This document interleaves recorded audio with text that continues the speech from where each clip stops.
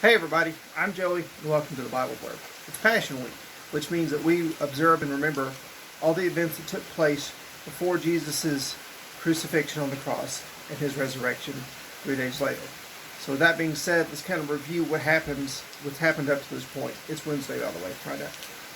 On Sunday, Jesus rode into Jerusalem and was known as a triumphal entry.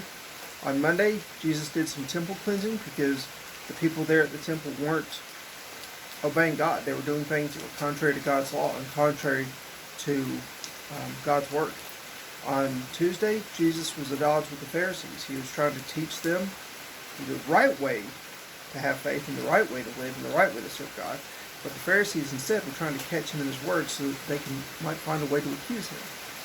They couldn't find a way, so they had to end up lying about him later. And on Wednesday, it's believed that Jesus took the day to rest. He took the day to have peaceful solitude with God the Father. And even though Jesus was fully God, he was still fully human. And that human side still needed communion with the Father. He still needed to pray. He still needed to rest and sit in the presence of the Father. Which makes me think of a passage of Scripture, one of my favorite passages of Scripture. It's in Mark chapter 1, verse 35. It says, "And rising very, very early in the morning, while it was still dark, he departed and went out to a desolate place, and there he prayed."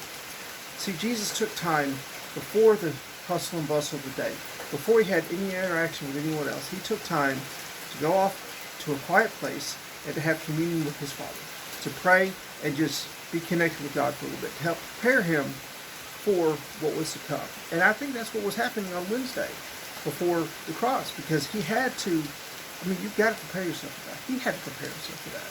So if he had to prepare himself for that, then you need to prepare yourself for each day that you live. And I need to prepare myself for each day that I live, because Lord knows I can't do this on my own. And I know that you can't do it on your own. So I hope and I pray that as we go through the rest of this week and we start looking towards the cross, that you remember the sacrifice that Jesus made for you, and that you place your trust in him and you seek after him with all you do. Until next time, God bless you and take care of yourself.